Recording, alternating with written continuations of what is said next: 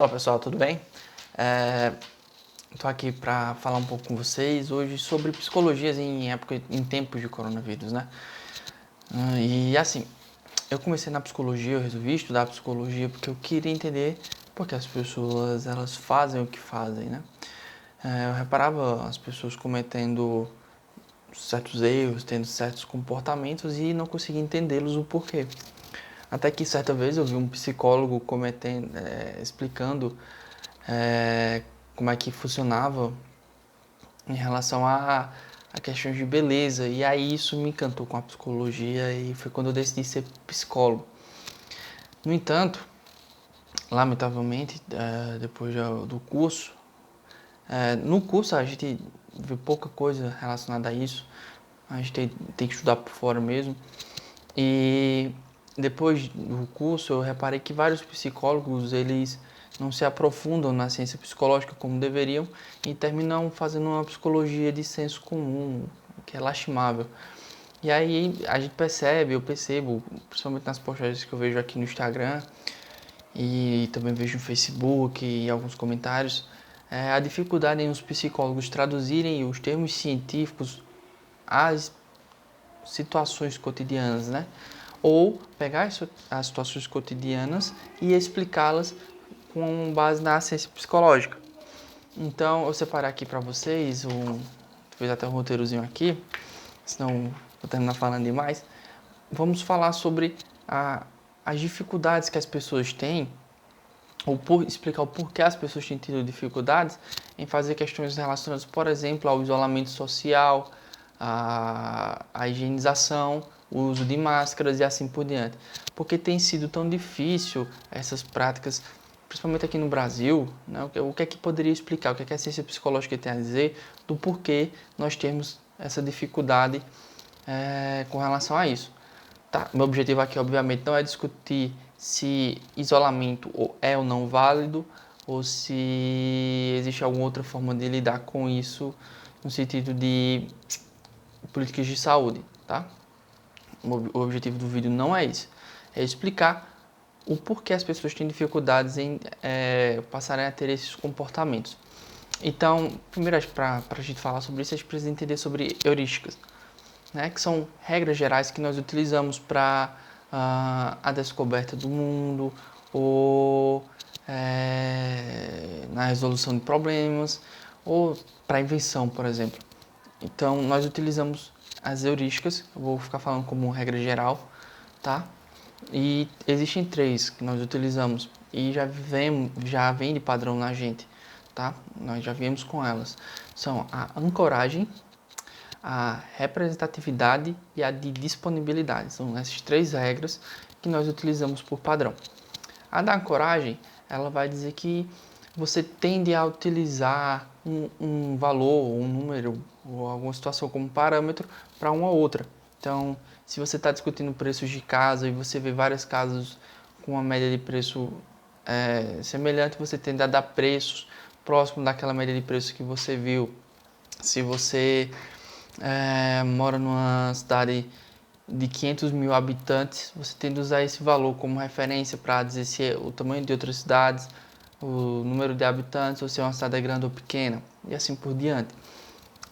A outra regra geral, né, a outra heurística, seria da representatividade, que aí você avalia a possibilidade de uma situação acontecer com base na semelhança com relação a outras situações.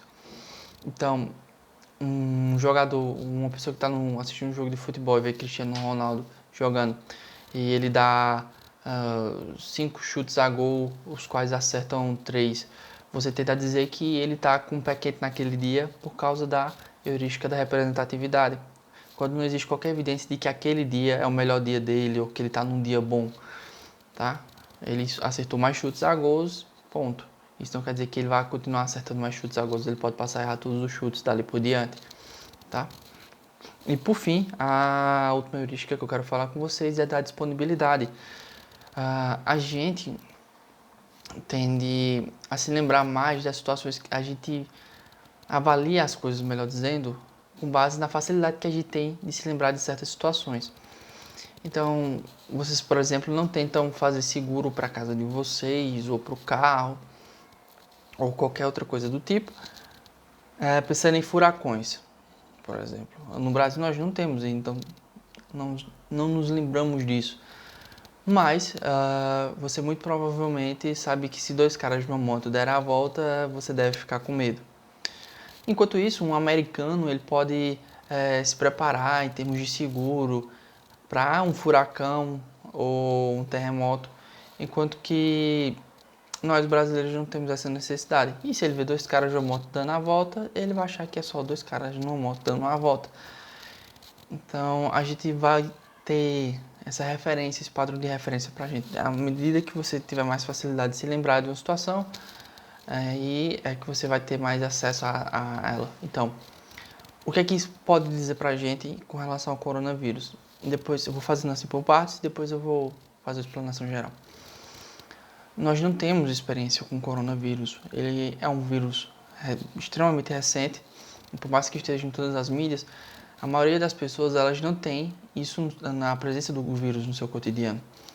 Então existem muitas cidades que o vírus sequer chegou ainda, ou quando chegou atingiu uma pessoa muito distante dele, então ele não tem essa relação muito próxima com o vírus. Daí, portanto, eu não consigo me lembrar com facilidade, não consigo me preocupar tanto assim com o vírus. Ele não é algo que faz parte da minha experiência cotidiana. Além disso, existem vieses que nós utilizamos com frequência. Esses vieses eles podem nos levar a cometer alguns erros, mas no geral o que eu quero dizer sobre os vieses é o seguinte: existem alguns que eu vou analisar aqui com vocês, eu vou fazer um breve comentário para que vocês vejam como é que isso vai se aplicar com relação ao coronavírus. Eu separei alguns. Primeiro é o viés do status quo. Isso é, nós temos a tendência de manter o mesmo comportamento. Então, muito provavelmente, você que trabalha, ou se você conhece alguém que trabalha, aquela pessoa dificilmente ela vai fazer um plano de previdência privado para ela, porque ela tem a tendência de manter o status quo com relação ao plano o plano privado de previdência público, perdão. Ele tem a tendência de manter o plano de previdência público porque ele tem a tendência de manter o status quo. Ele tem a tendência de manter o mesmo comportamento sempre. Então, diante disso, isso acontece por vários motivos. E além disso, nós temos também aversões à perda, certo? Então, quando você perde alguma coisa, você fica 2 vezes mais triste do que você teve de felicidade quando ganhou a mesma coisa. Isso pode explicar, por exemplo, porque nós temos a tendência a manter o mesmo comportamento.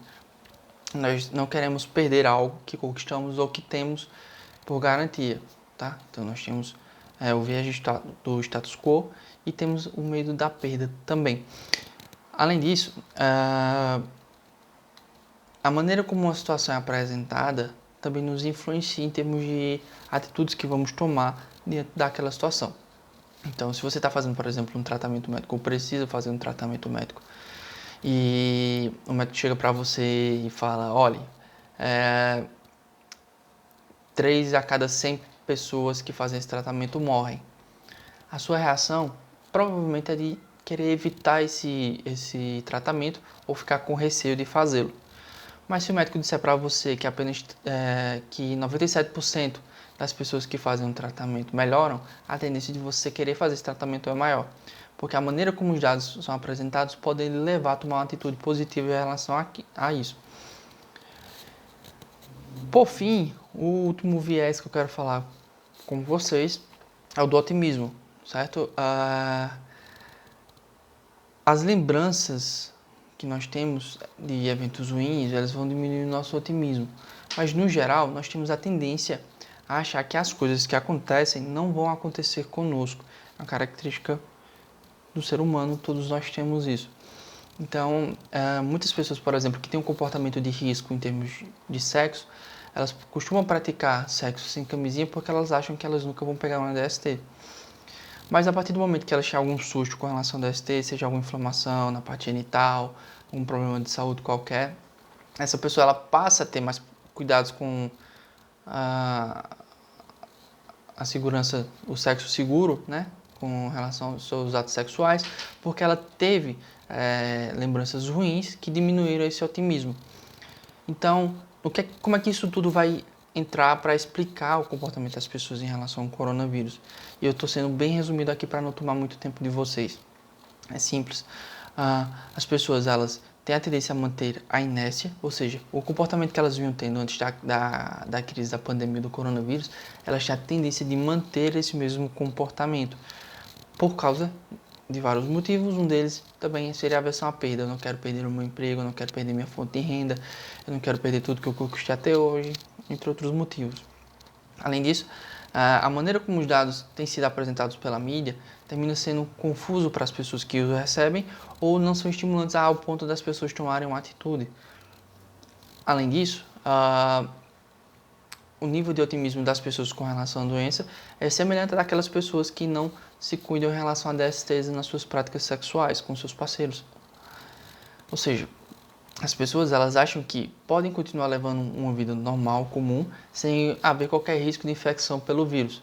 Existe essa possibilidade, e aí, quando elas têm o conhecimento de que alguma pessoa próximo delas, por exemplo, teve alguma infecção, aquelas pessoas tendem a evitar esse local que souberam que a pessoa infectada frequentou, passam a usar máscaras, passam a usar álcool em gel, enfim, passam a tomar medidas preventivas, porque eles têm lembrança de uma situação ruim próxima delas. Então, nesse sentido, as pessoas, elas não tomam posição. Por quê? Pelo viés da disponibilidade, ou seja, poucas situações de coronavírus se apresentaram para ela. Quando se apresentou, a maneira como esses dados foram apresentados foi inadequada para levá-los a tomar uma atitude. E essas pessoas também têm a tendência de manter o mesmo comportamento e tem um otimismo exacerbado que pode ser corrigido ou pode ser diminuído diante de uma situação em que o vírus se apresente para elas. Então, de que maneira os governantes poderiam atuar em cima disso? Justamente nesses pontos principais, fazendo com que as pessoas, incentivando ou facilitando com que as pessoas tomem posições de mudança, tá? Então, fazer alguma forma de as pessoas terem uma mudança automática, ou seja, forçar uma mudança no sentido de automático para essas pessoas. Ou, por exemplo, as pessoas automaticamente deixam de ter que trabalhar, e aí várias empresas já fizeram isso, para facilitar o isolamento. Você não precisa ir trabalhar na empresa, mas você pode trabalhar de home office. Nesse sentido, essas empresas já estão levando as pessoas a ficarem no isolamento social que o governo pede, ou que as instituições pedem. A forma também como os dados são apresentados. Por exemplo, em vez de falar que tivemos 700 mortes num dia, podemos dizer que o número em relação a 2 dias atrás dobrou, ou que 1 a cada tantas pessoas morre, ou 90 e tantos % das pessoas morrem, enfatizando justamente o lado prejudicial do vírus. Aí, diante disso, as pessoas passam a ter mais preocupação e tomar mais cuidados com o vírus. Além disso, fazendo notório os casos de coronavírus que existem de fato com relação aos vírus presentes na cidade. A possibilidade de transmissão desses vírus também facilitaria bastante. Existe uma campanha que fizeram recentemente e que eu achei muito válida no intuito de incentivar as pessoas a ficarem em casa. Que foi a pergunta: quantas pessoas da sua família precisam morrer para a economia não parar? Embora o argumento por si só ele não seja verdadeiro, ele provoca justamente no leitor o ponto da aversão à perda que eu mencionei. Essa pessoa não quer perder ninguém da família, então ela tende a tomar atitudes para justamente evitar a sensação de perda, visto que os seres humanos odeiam perder, tá? Então, nesse sentido, a gente tem algumas explicações aqui, alguns pontos que vão nos demonstrar por que as pessoas tendem a manter o mesmo comportamento que tinham antes da crise do coronavírus e aparentemente não levam a sério a situação do coronavírus. Veja, não se trata de situação de burrice. Essas pessoas, elas não são burras, elas são humanas.